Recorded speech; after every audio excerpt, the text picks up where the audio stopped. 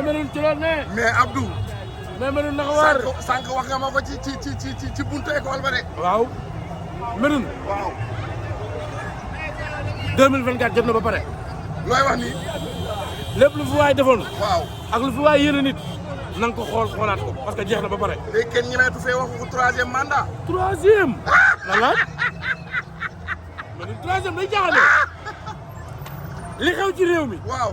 xam nga ñoom dañoo ñëwoon indi kër yi. waaw. ñun bu ñu ñëwee dina am lu ñuy indi. waaw ndax dañuy lijjanti réew mi Memeroune. looy wax nii. barke Serigne Touba. ndax bu subaa bu yeewoo la laaj 3e. waaye ñafal bi metti na de. amul fenn wala.